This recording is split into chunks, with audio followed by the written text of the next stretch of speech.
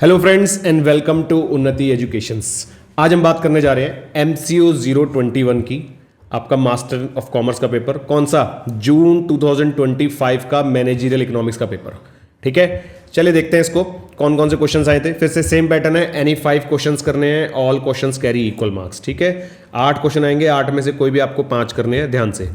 ठीक, पहला question, explain short run cost function with the help of table and graph. Also explain the relationship between managerial cost, relationship between marginal cost and average cost. ठीक है, सबसे पहले short run cost function आपको explain करना है। तो देखेंगे answers, बेटा सारे आंसर्स डिटेल में आपको मिलेंगे, हमारे पास सारे पेपर्स के सॉल्यूशंस मिलेंगे डिटेल में। ठीक है, एग्जाम में आंसर लिखना कैसे, आंसर तो लर्न कर लोगे, पर आंसर एग्जाम में रिप्रेजेंट कैसे करना है वो आपको यहां पर पता लगेगा। ठीक है, देखते हैं। पहला क्वेश्चन हमने डिस्कस किया, शॉर्ट रन कॉस्ट फंक्शन क्या होता है टेबल और ग्राफ के साथ, और साथ साथ हमें क्या बताना है, मार्जिनल और एवरेज कॉस्ट भी बतानी है क्या होती है। तो बेटा शॉर्ट रन कॉस्ट होता क्या है, शॉर्ट रन कॉस्ट मतलब शॉर्टर ड्यूरेशन में लगने वाली कॉस्ट। किसी भी बिजनेस में जो विद इन अ 1 ईयर या ज्यादा से ज्यादा 2 ईयर या 3 ईयर्स मैक्सिमम के अंदर जो कॉस्ट लगती है उसको हम शॉर्ट रन कॉस्ट कहते हैं। लेकिन अगर किसी बिजनेस में 4 to 5 ईयर्स, 10 ईयर्स या 15 ईयर्स तक की कोई कॉस्ट आप कैलकुलेट कर रहे हो तो वो होती है लॉन्ग रन कॉस्ट। ठीक है, तो ये तो इसका मीनिंग हो गया। टेबल एंड ग्राफ से हमें बताना है और साथ में हमें मार्जिनल कॉस्ट और एवरेज कॉस्ट भी बताना है। मार्जिनल कॉस्ट मतलब एडिशनल कॉस्ट, जो भी आप एडिशनल प्रोडक्ट मैन्युफैक्चर करते हो उसके ऊपर लगने वाली एडिशनल कॉस्ट। एवरेज कॉस्ट का मतलब क्या है, पर यूनिट पे लगने वाली कॉस्ट। जितने भी आपने टोटल कॉस्ट इनकर करी है अपनी टोटल प्रोडक्शन ऑफ यूनिट्स पे, तो पर यूनिट पे जो कॉस्ट लगी है दैट इज एवरेज कॉस्ट। ठीक, आंसर कैसे रिप्रेजेंट करना है यहां पे आप वीडियो पॉज करके आराम से देख सकते हैं। ठीक है बच्चों, टोटल फिक्स कॉस्ट क्या होती है, जो हर लेवल ऑफ यूनिट पर सेम रहती है। टोटल वेरिएबल जो यूनिट्स के साथ साथ चेंज होती है। टोटल कॉस्ट हो गया इन दोनों का टोटल। मार्जिनल हमने कैसे निकाला, नेक्स्ट में से प्रीवियस माइनस करके, है ना। पहला ब्लैंक, फिर 140 माइनस आ गया 40, 140 माइनस 100 इज 40, 170 माइनस 140, फिर 190 माइनस 170, 200 माइनस 190, ऐसे करते करते आपके पास सारी मार्जिनल कॉस्ट आ जाएगी। एवरेज फिक्स कॉस्ट मतलब जो भी टोटल फिक्स कॉस्ट है नंबर ऑफ यूनिट से उसको डिवाइड करते जाना है, average fix cost. Average variable total variable को डिवाइड करके, एवरेज टोटल टोटल कॉस्ट को डिवाइड करके, और ये एवरेज टोटल कॉस्ट ही हमारी एवरेज कॉस्ट होती है। ठीक है, इसी को आप एवरेज कॉस्ट भी कह सकते हो। तो आराम से वीडियो पॉज करके समझ के करना है। ठीक है ना, आगे बढ़ते हैं। ये है इसके हमारे पास डायग्राम्स। ठीक है, ये हमारे पास है शॉर्ट रन कॉस्ट कर्व के डायग्राम्स सारे। जो येलो वाली लाइन है देखो, ये एवरेज फिक्स्ड कॉस्ट है जो ऊपर से नीचे की तरफ आ रही है। ये नीचे डायग्राम, ये लग रहा है ऐसा कि नीचे एक्सिस पे टच करेगी, पर टच नहीं करती। एक पर्टिकुलर पॉइंट के बाद ये इसके साथ साथ चलना शुरू कर देती है। ठीक है ना। एवरेज वेरिएबल कॉस्ट जो है हमारे पास वो ये वाली है, जो एवरेज वेरिएबल कॉस्ट है ये जा रही है एवरेज वेरिएबल कॉस्ट। ठीक है, ये भी हमारे पास कर्व के पास पहुंचने लग जाती है धीरे धीरे, पर टच नहीं करती। फिर एवरेज टोटल कॉस्ट है हमारे पास, एवरेज टोटल कॉस्ट है ग्रीन वाली, ये ऊपर से नीचे आई। एवरेज टोटल कॉस्ट बोलो या एवरेज कॉस्ट बोलो एक ही बात है। ठीक है ना, ये एवरेज कॉस्ट है। और मार्जिनल कॉस्ट कौन सी है, मार्जिनल कॉस्ट है येलो वाली जो नीचे से जा रही है और इसके एक मिनिमम पॉइंट पे कट कर रही है। एवरेज कॉस्ट का जहाँ पर मिनिमम पॉइंट है वहाँ से हमारी एवरेज कॉस्ट कट कर रही है। आप इन डायग्राम्स को थोड़ा सिंपल करके भी बना सकते हैं, ऐसे भी बना सकते हैं। देखो ये हमारे पास हो गया एवरेज कॉस्ट, ये हो गया मार्जिनल कॉस्ट। ठीक है, सॉरी ये हो गया एवरेज वेरिएबल कॉस्ट, दोनों के मिनिमम पॉइंट से कट करने वाला हो गया मार्जिनल कॉस्ट। अगर आप ऐसे भी बनाएंगे तो ये भी ठीक है, कोई प्रॉब्लम वाली बात नहीं है। आगे बढ़ते हैं। Question number 2, explain the characteristics of monopolistic competition. How does a firm under monopolistic competition determine price and output in the short run. तो ये कह रहा है कि मोनोपोलिस्टिक कंपटीशन क्या होता है। मोनोपोलिस्टिक मतलब होता है जहां पर डिफरेंशिएटेड प्रोडक्ट्स होते हैं। There are different types of market, monopoly, monopolistic, oligopoly, duopoly, है ना। तो उनमें से एक हमारे पास है मोनोपोलिस्टिक, जहां पर कि होमोजीनियस प्रोडक्ट नहीं होता, हेट्रोजीनियस प्रोडक्ट्स होता है। और हमारे पास large numbers of buyers and sellers होते हैं। ये सारे कैरेक्टरिस्टिक है। देखो large number of sellers, large number of buyers, product अलग अलग होता है, डिफरेंशिएटेड, सफिशिएंट नॉलेज होती है बायर और सेलर्स दोनों को, फ्री एंट्री एंड एग्जिट, कोई भी फर्म इजीली अपना वहाँ पे बिजनेस सेटअप कर सकती है, कोई भी उस मार्केट को छोड़ के जा सकती है। हाईली इलास्टिक है, डाउनवर्ड स्लोपिंग डिमांड कर्व है। हाईली इलास्टिक का मतलब समझते हैं आप लोग कि बहुत ज्यादा प्राइस को लेके सेंसिटिव रहता है कस्टमर वहाँ पे। ठीक है ना।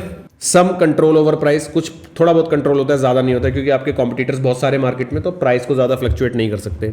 इंडिपेंडेंट प्राइस पॉलिसी होती है, हर एक फर्म अपना खुद का price and output combination select करती है। नेक्स्ट इसका पार्ट था कि प्राइस एंड आउटपुट डिटर्मिनेशन कैसे होता है शॉर्ट रन में। तो ये एक बहुत ज़्यादा इंपॉर्टेंट टॉपिक है आपके पास, प्राइस एंड आउटपुट डिटर्मिनेशन का। ये हम किसके बेसिस पे करते हैं, हमारे एवरेज रेवेन्यू और मार्जिनल रेवेन्यू के बेसिस पर। और एक इक्विलिब्रियम कंडीशन होती है जिसको हम प्रॉफिट मैक्सिमाइजेशन पॉइंट भी बोलते हैं, MR is equals to MC।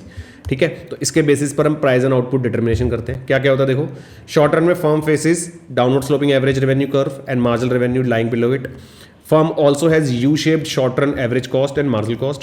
Profit maximising rule क्या है, जहां पर मार्जिनल रेवेन्यू मार्जिनल कॉस्ट के इक्वल होता है। तो फर्म जो है क्या करती है, इस पॉइंट के जो मैक्सिमाइजिंग प्रॉफिट होता है, output level Q where M R intersect the M C from below, यानी कि ये हमारे पास फर्म में अगर मार्जिनल कॉस्ट कर्व है और ये हमारे पास है ये मार्जिनल रेवेन्यू कर्व है और मार्जिनल कॉस्ट कर्व इसको कट कर देता है, तो जहां पर इसको कट कर रहा है वहां पर हम अपना फर्म का आउटपुट हम अपना सेलेक्ट करते हैं। ठीक है, इस आउटपुट पे हम बोलते हैं कि हमारा प्रॉफिट मैक्सिमम होगा। तो from this equilibrium output Q perpendicular is drawn to A R, यहां से अगर हम परपेंडिकुलर ड्रॉ करेंगे तो ये ए आर पे यहां कट करेगी, इधर से अगर हम ज्वाइन करेंगे तो ये हमें शो करेगा प्रॉफिट। ठीक है ना, to obtain the corresponding price P at this price output combination P is greater than A C, the firm earn super normal profit. ठीक है, shown at shaded area. Next question की तरफ move कर रहे हैं। व्हाट इज प्राइस डिस्क्रिमिनेशन, नाम से क्या पता लग रहा है, प्राइस डिस्क्रिमिनेशन मतलब डिफरेंट कस्टमर से डिफरेंट प्राइसेस चार्ज करना, प्राइस का डिस्क्रिमिनेशन करना। तो ऐसा कौन कर सकता है, सिर्फ मोनोपली कर सकता है। मोनोपली के पास पावर है कि अकॉर्डिंग टू मार्केट या according to place according to customer different price charge हो सकता है। Explain first second and third degree price discrimination, अलग अलग लेवल की होती है हमारे पास और सूटेबल एग्जांपल के साथ। तो प्राइस डिस्क्रिमिनेशन अराइजेस जब सेलर डिफरेंट प्राइसेस चार्ज करता है सेम प्रोडक्ट के टू डिफरेंट बायर्स और different units not justified by cost differences, it requires some degree of monopoly power. अब आप कितना प्राइस डिस्क्रिमिनेट करोगे डिपेंड करेगा कि जितनी ज्यादा आपके पास मोनोपली पावर है। Ability to segregate market and to provide resale between the buyers, meaning हमने डिस्कस कर लिया। Price discrimination the practice of selling the same good at different prices to different consumers. It is associated with monopoly और market power पे determine करता है। Monopolist separate the market into different segments, objective is to increase the total profit. ठीक है ना, video pause करके पूरा पूरा पढ़ सकते हैं आराम से। फर्स्ट डिग्री क्या है देखो, ये परफेक्ट प्राइस डिस्क्रिमिनेशन है, जहां पर each individual customer the maximum price that customer is willing to pay, जितना मैक्सिमम कस्टमर से लिया जा सकता है उतना ले लेता है, क्योंकि मोनोपली पावर बहुत ज्यादा स्ट्रांग हो जाती है। ठीक है, all consumer surplus is converted into producer surplus, जितना भी कंज्यूमर सरप्लस है वो सारा प्रोड्यूसर के पास आ जाता है।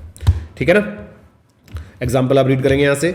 सेकंड डिग्री प्राइस डिस्क्रिमिनेशन क्या है, here the monopolist charge different prices for different blocks और क्वांटिटीज, यानी as compare to first degree थोड़ा सा प्रॉफिट यहां पर कम होता है प्रोड्यूसर का, मतलब वो इतना ज्यादा चार्ज नहीं कर पाता पर फिर भी वो प्रॉफिट में ही होता है। Of the same product not for different buyers as well. ठीक है ना, डिफरेंट ब्लॉक्स या क्वांटिटीज के लिए प्राइस चेंज हो जाता है।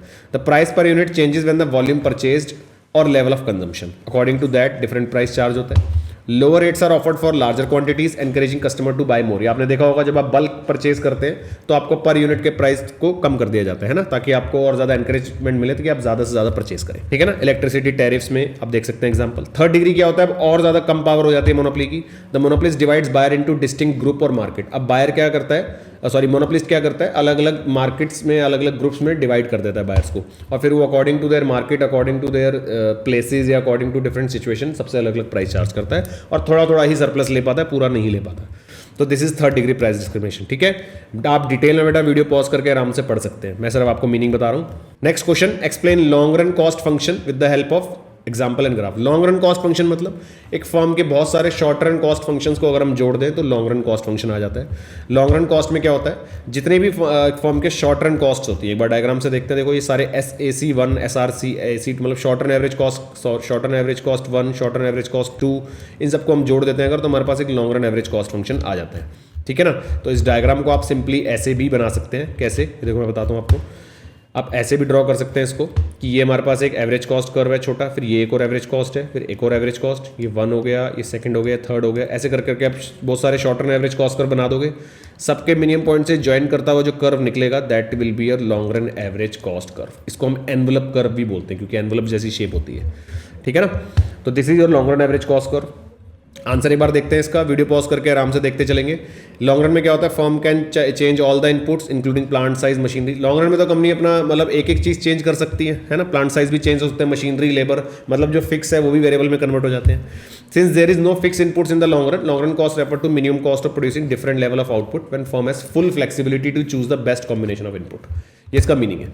ठीक है ना, और पॉइंट वाइज मीनिंग देखेंगे। ऑल इनपुट्स वेरिएबल, सारे वेरिएबल हो जाते हैं, कोई फिक्स कॉस्ट नहीं लगती लॉन्ग रन में, ये हमें पता है। लीस्ट कॉस्ट कॉम्बिनेशन को हम सेलेक्ट करते हैं। गाइड्स द प्लांट चॉइस, उसको हम एनवलप भी बोलते हैं ना, छोटे छोटे SR AC कर्व्स को एनवलप की शेप में बना, क्योंकि हम ऐसे ऐसे करके short run average cost curve को जब जोड़ देते हैं तो ये हमारा एक एनवलप की शेप बन जाती है, इसलिए इसको एनवलप भी बोला जाता है short run average cost curves का। ठीक है, इकोनॉमीज और diseconomies of scale. Economies of scale मतलब जो आपको बेनिफिट दे रही है वो इकोनॉमीज होगी, डिसइकोनॉमीज मतलब जो फर्म को लॉस दे रही है। ठीक है। इकोनॉमीज ऑफ स्केल मतलब LRAC falls initially due to inefficient use of machinery, specialisation and spreading of overheads. Constant returns में flatten when further expansion gives neither cost advantage not disadvantage. Diseconomies में at very large scale rises due to management inefficiencies, coordination problem and congestion. Example with different plants, suppose a firm has 3 plant size, ठीक है, small, medium, large. Low output क्या है, 0 से Q1 तक small, एक SRC1 होगा। फिर आपका जब वो मैक्स कॉस्ट उसकी बढ़ने लग जाएगी तो सेकंड प्लांट इंस्टॉल हो जाएगा, फिर और कॉस्ट बढ़ने लग जाएगी तो थर्ड इंस्टॉल हो जाएगा। तो इन सबको जब आप मिला दोगे तो long run average cost curve बन जाएगा, ठीक है। ऐसे ही same long run marginal cost curve भी होता है कि सारे अगर आप short run average cost curves को मिला दो तो long run marginal cost curve मिल जाता है आपको, ठीक है। आगे बढ़ते हैं नेक्स्ट क्वेश्चन की तरफ। Explain the production function with 2 variable inputs and graphs. Production function बताना आपको, यानी यहाँ पे जहाँ पे आपको 2 वेरिएबल इनपुट रखने हैं। ये हमने फंक्शन लिया रिप्रेजेंट Q, यानी कि production is a function of L and K। L represents labour और K हो गया कैपिटल के लिए जो हम एब्रीवेशन यूज करते हैं। लेबर और कैपिटल को हम साथ साथ चेंज करेंगे, ठीक है। आइसो क्वांट बनता है इनके अंदर प्रोडक्शन के लिए। कंज्यूमर के लिए बनता था इंडिफरेंस कर्व, IC कर्व, यहाँ पे आइसो क्वांट कर्व बनेगा जिसके अंदर हम कॉम्बिनेशन दिखाएंगे लेबर और कैपिटल के to produce the same output. Higher isoquant का मतलब higher level of output. Isoquant slope downward होता है because reducing one input needs more of the other, इसलिए डाउनवर्ड स्लोपिंग होता है। और कॉन्वेक्स टू द ओरिजिन होता है क्योंकि diminishing marginal rate of technical substitution. ये क्या होता है, ये वो रेट होता है जिस रेट पर आप लेबर और कैपिटल को इंटरचेंज कर रहे हैं, ठीक है। जिसने भी आप लेबर को सेक्रीफाइस करके कैपिटल बढ़ा रहे हो या कैपिटल को सेक्रीफाइस करके लेबर बढ़ा रहे हो, उस रेट को marginal rate of technical substitution कहते हैं। और ये डिमिनिशिंग होता है, इसलिए हमारा आइसो क्वांट कर्व ओरिजिन से कॉन्वेक्स बनता है। कॉन्वेक्स समझते हैं, ये होता है कॉन्वेक्स, ठीक है। ओरिजिन की तरफ बेंड होता है। तो नीचे MRTS भी आपको एक्सप्लेन करा गया, आप पढ़ सकते हैं वीडियो पॉज करके। आइसो कॉस्ट क्या हो गया, it's like a budget line, जो कि एक स्ट्रेट लाइन होती है जो कि ये बताते हैं कि आपको इस बजट के अंदर रहते हुए काम करना है, ठीक है। तो ये आपका आइसो कॉन्ट होता है, तो जहाँ पर दोनों टच करते हैं वो आपको इक्विलिब्रियम पॉइंट मिल जाता है, यानी कि लीस्ट कॉस्ट, ठीक है ना। तो ऑप्टिमम लेवल ऑफ कॉम्बिनेशन क्या है, जहाँ पर दोनों टच कर देते हैं, ठीक है। वीडियो पॉज करके बेटा आराम आराम से देखते चलेंगे। नेक्स्ट है question 6, explain the determinants of price elasticity of demand. How is information about price elasticity भी useful in decision making. Price elasticity को हम डिसीजन मेकिंग में कैसे यूज करते हैं। First of all, price elasticity का मीनिंग क्या है, प्राइस इलास्टिसिटी का मतलब है, तो प्राइस इलास्टिसिटी होता क्या है। प्राइस इलास्टिसिटी मतलब ये दिखाता है कि आपका जब प्राइस चेंज होता है किसी भी प्रोडक्ट का, तो आप उस प्राइस से कितना अफेक्ट होते हो। क्या आप उसके प्राइस बढ़ने पर भी उसको लेने के लिए रेडी हैं, या उसके प्राइस बढ़ते ही आप उसको छोड़ के किसी ऑल्टरनेटिव की तरफ चले जाते हैं, या आप उसको छोड़ देते हैं फिलहाल के लिए। तो दैट इज प्राइस इलास्टिसिटी। जितना ज़्यादा आपका रिस्पॉन्स ज़्यादा होगा उतनी आपकी इलास्टिसिटी ज़्यादा होगी। जितना रिस्पॉन्स कम होगा आपका उस प्रोडक्ट के प्राइस के चेंज होने पे, उतनी आपकी इलास्टिसिटी कम होगी, ठीक है ना। तो प्राइस डिसीजन मेकिंग में कैसे यूज़ करता है, ऑब्वियसली जिस प्रोडक्ट की आप सोचो इलास्टिसिटी ज़्यादा होगी, यानी कि कंज्यूमर ज़्यादा सेंसिटिव है, तो उसके लिए प्रोडक्ट का प्राइस चेंज करने के लिए प्रोड्यूसर बहुत बार सोचेगा, इतनी जल्दी से प्राइस चेंज नहीं करेगा, है ना। तो इसलिए हम डिसीजन मेकिंग में इसको यूज़ कर सकते हैं। मेन डिटर्मिनेंट्स क्या है, availability of substitute, degree of necessity versus luxury क्या है, प्रोपोर्शन ऑफ इनकम आप कितना स्पेंड कर रहे हो, कितना टाइम पीरियड के लिए आप उसको टाल सकते हो। डिसीजन मेकिंग में कैसे यूजफुल है, प्राइसिंग एंड टोटल रेवेन्यू। अगर डिमांड इलास्टिक है तो price cut increase the total revenue, है ना। If inelastic price rises increase total revenue and price cuts reduces it. अगर जितना ज़्यादा इनइलास्टिक होगा उतना प्राइस बढ़ने से टोटल रेवेन्यू बढ़ेगा, right. Choice of pricing strategy. Manager can quickly evaluate whether proposed price change or tax changes will raise or lower the revenue without recomputing full demand schedules.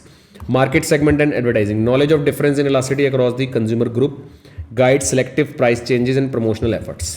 ठीक है, next देखते हैं income elasticity. जैसे हमने price elasticity discuss किया वैसे ही income elasticity है, यानी अब हम किसके चेंज की बात कर रहे हैं, change in your income, change in the income of consumer से डिमांड पे कितना इंपैक्ट कर रहा है, तो दैट इज इलास्टिसिटी, ठीक है। And narrate how it is important in the managerial decision making. तो सेम क्वेश्चन जो हमने प्राइस इलास्टिसिटी ऑफ डिमांड अगर समझाए तो इनकम का समझने का क्राइटेरिया बिल्कुल सेम रहेगा, बस हम प्राइस की जगह हम इनकम के पॉइंट ऑफ व्यू से बात करेंगे। तो वीडियो को पॉज करके देखते चलेंगे आराम से।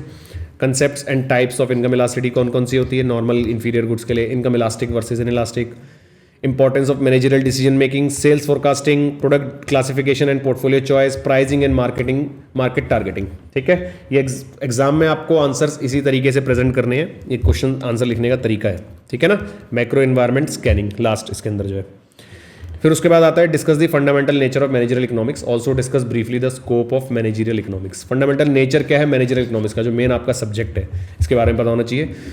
Managerial economic develop out of close relations between management and economics. तो हम किसके और किसको रिलेट करते हैं कि मैनेजमेंट जो होती है और जो इकोनॉमिक्स के रूल्स हैं उनको हम अगर कनेक्ट करते हैं तो हमारे पास बनता है managerial economics. Management is concern with guiding and coordinating peoples effort toward the organisation goals, while economics studies how scarce resources are allocated among the competitive ends. Together they provide a framework for national business decision under condition of scarcity and uncertainty. तो दोनों को मिला के हम ये देखते हैं कि एक रैशनल बिजनेस डिसीजन कैसे करा जा सकता है स्कैरसिटी और अनसर्टेनिटी को ध्यान रखते हुए. Now, link between management and economics. Management is an ongoing purposive process of coordination. फिर economics emphasise wants are unlimited but resources are limited, ये इकोनॉमिक्स में होता है. It is essential applied micro economics. It stresses scarcity choices and trade offs economics में. It represent integration of economic theory with business practice. तो ये main concern points है हमारे managerial economics में. Managerial economics also acts the link between traditional economics and decision science. 7th, basic characteristics include concern with economic decision, microeconomic character, use of theory of the firm. 8th में overall managerial decisions are evaluated through economic concept, tools and techniques. फिर scope क्या है managerial economics के. Business firms major area of studies क्या है. Business firms and its objective, demand analysis, production and cost analysis, pricing theory and policies, profit analyse and break even point, capital busting and investment decision, competition and market environment और special decision problems. ठीक है, next देखते हैं short note आपके कौन कौन से आए हुए हैं. एक ऑप्टिमाइजेशन कंसेप्ट है. ऑप्टिमाइजेशन कंसेप्ट क्या है. In the managerial economy it refers to selecting the best possible decision. Optimise करना मतलब नैरो डाउन करना, कि आपको ये देखना कि कौन सा ऑल्टरनेटिव सबसे बेस्ट है जो आपको मैक्सिमम प्रॉफिट दे सकता है. Since resources are limited, business problems involve constraint. Manager aims either to maximize desired objectives such as profit, sales or revenue, और minimize the cost. मैं या तो उसको अपनी प्रॉफिट को मैक्सिमाइज करना है या फिर कॉस्ट को मिनिमाइज करना है, यही ऑब्जेक्टिव होता है. तो उसी से हम ऑप्टिमम प्रोडक्शन पे ऑप्टिमम पॉइंट पे पहुंचते हैं. मीनिंग क्या है. Best possible decision. Optimisation identifies the most efficient option rather than acceptable और average one. Presence of constant. Every decision must respect constant related to finance, raw material, production capacity. ये constants है. और types के optimisation problem की maximisation problem, minimisation problem, constants और unconstant choices. ठीक.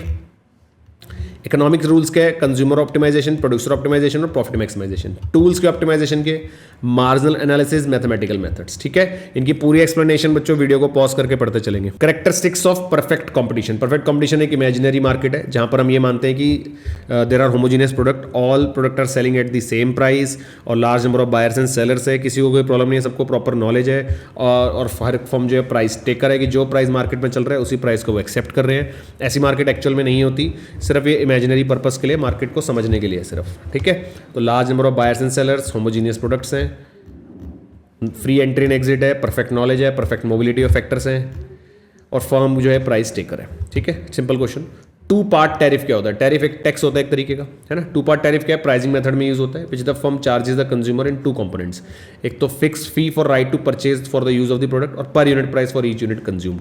तो ये दो तरीके का टैरिफ हो गया. एक तो फिक्स पार्ट हो गया और एक पर यूनिट प्राइस. तो दोनों को मिला देंगे तो टू पार्ट टैरिफ हो गया, है ना. मीनिंग है स्ट्रक्चर में two component, fixed fee, usages fee. Economic logic में separating access from usages, efficiency, capturing consumer surplus. Example आप देख सकते हो clubs and recreational facilities, utilities and telecom. इनके अंदर होता है ना कि एक तो फिक्स होता है मंथली फीस, फिर उसके बाद पर यूनिट चार्ज भी लग जाता है, तो टू वे टैरिफ हो गया. Why firm usages two way tariff. High fix cost industries में help recover large overheads, demand diversity के लिए और एक प्रॉफिट मैक्सिमाइजेशन के लिए, ऑब्वियसली, है ना. फिर आता है ट्रांसफर प्राइसिंग. हमने पहले भी डिस्कस किया हुआ है, तो आप वहाँ से भी देख सकते हैं, पहले भी क्वेश्चंस में आया हुआ है, तो आप वीडियो पॉज करके इसको आराम से देख सकते हैं. हम ऑलरेडी डिस्कस कर चुके हैं. ठीक है, इसके अंदर मेथड्स भी होते हैं अलग अलग, या वीडियो पॉज करके आराम से पढ़ सकते हैं इसको. ठीक है बच्चों, तो ये था जून 2025 का इकोनॉमिक्स का पेपर MCO 021 का. ठीक है, MCO 021 का. हमारे पास और भी बहुत सारे आपके सब्जेक्ट्स, जितने भी सब्जेक्ट्स हैं आपके सारे कवर्ड हैं. इवन इससे पिछले 4 से 5 साल के पेपर्स भी आपको अगर लगता है कि डिटेल में डिस्कस करने की ज़रूरत है तो हमारे को जल्दी से कांटेक्ट करो, हमारी टीम को, और फटाफट क्रैश कोर्सेज के लिए या अपने डाउट सॉल्विंग के लिए या क्लासेस के लिए जल्दी से कांटेक्ट करेंगे. ठीक है, ऑल द बेस्ट.